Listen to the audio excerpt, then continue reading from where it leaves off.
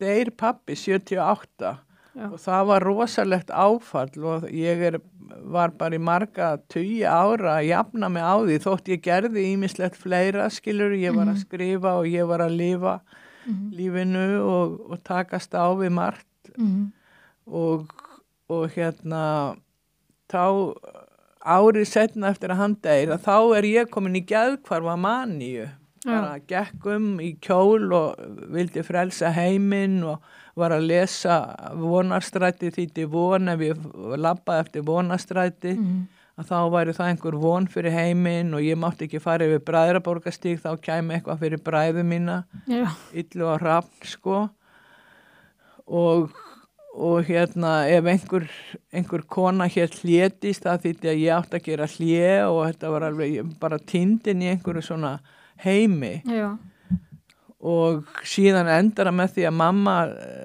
tekur sjálfræðið að mér og ég lokuð inn á Kleppi og hérna þá bassfæður minn, tvíbura bassfæðurinn hann hérna hann farin frá mér en ég var svo ástfangin að ég beið bara eftir að hann kæmi aftur og þá myndi allt verða betra en ég kem mér einhvern veginn út á Kleppi sko.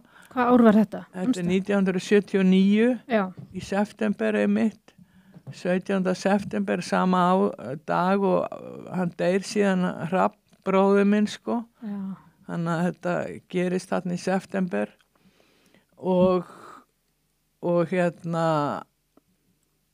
en síðan komst þér út af Kleppi særu? Já, með aðstoð lögfræðing sem að ég þekkti sko og þá kom í ljós að það var einhver handvömm á sjálfræðissviptingunni þannig að það var hægt að fella hann úr gildi sko og ég kem bara út eftir 3-4 daga og svo sit ég bara í svartasta þunglindi alla veturinn og eftir og ég var svo með mig svo mikið móral yfir því að hafa mist tökin ég geri mig grein fyrir því að ég hef orðið veik eða ég kalla þetta ekki veiki heldur bara rugl og geðveiki og hérna eitthvað hræðilegt hafi gerst sko, ég vissi ekkert mér datt ekki í huga, ég væri með geðhvörf mér datt ekki í huga að kalla þetta maníu sko en þá fer ég svona hátt upp og svo svona langt niður og mér finnst ég bara ekki eiga viðreisna von í samfélaginu og hérna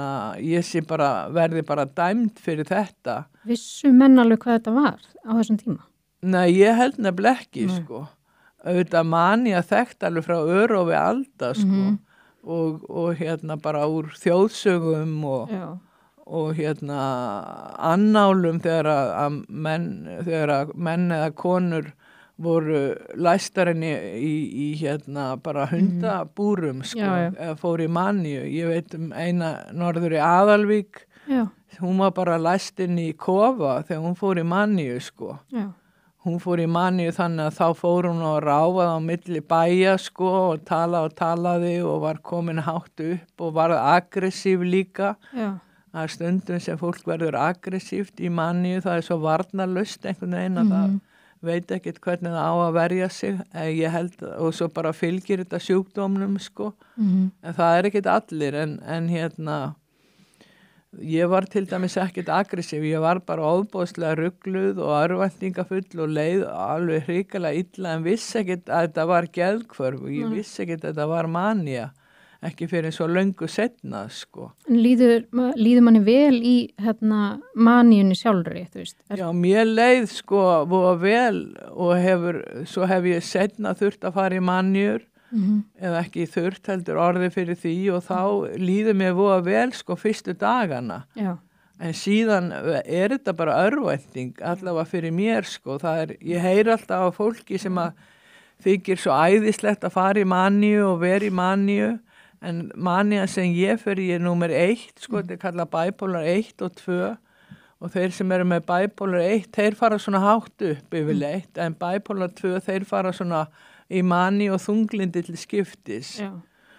Þannig að hérna... Ert þú ekki þannig að þú fara í þunglindi eftir maníuna? Nei, ekki svo mikið, sko. Nei. Það kemur alltaf eitthvað en hérna... Og það hefur eins og þarna fyrstu maníuna þegar ég sit bara í stól, bara í myrkri, sko.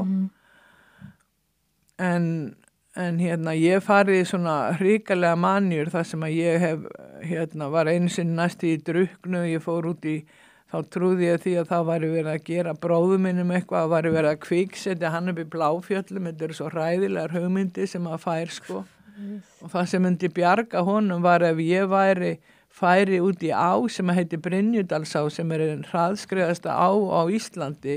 Já.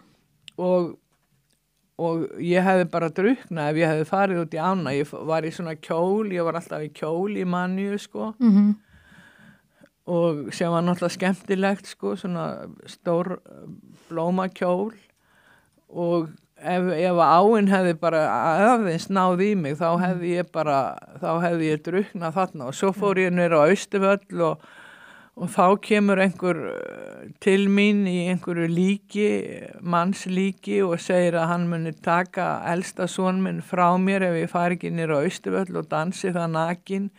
Þannig að þetta er svona einhver ógn sko, þú veist að ég átti að bjarga bróðu mínum, ég átti að bjarga syni mínum og ég fór bara og gerði þetta og dansaði nakin niður á Austurvelli. Þingmenni voru að koma í mat og stelpurnar í samvinnu fyrir landsins stóðu upp á svölum og voru voða hneykslaðar en Kristín Hauksdóttir heitin, blessu sé minning hennar að hún sagði við þar allar í Elisabeth, hún veit alltaf hvað hún er að gera og mér tókst að gera þetta og fallegt, þetta var þess og gjörningur, ég var með teppi frá Írak og ég var með dúka og slæður. Já. Og ég er að sveipa þessu öllu mig og hlaupa hann að kringum styttun á Jóni Sigurðssyni með dúka og slæður og teppi þannig að þetta varð og fallegt sko. En síðan hringir einhver á lögregluna þannig að löggan kemur og segir hvað er þú að bralla núna Elisabeth og mér þótti búið að vænti það var svona eins og ég var í Lína Langsokk eitthvað að bralla bara. Hvað er þetta að gera núna? Já.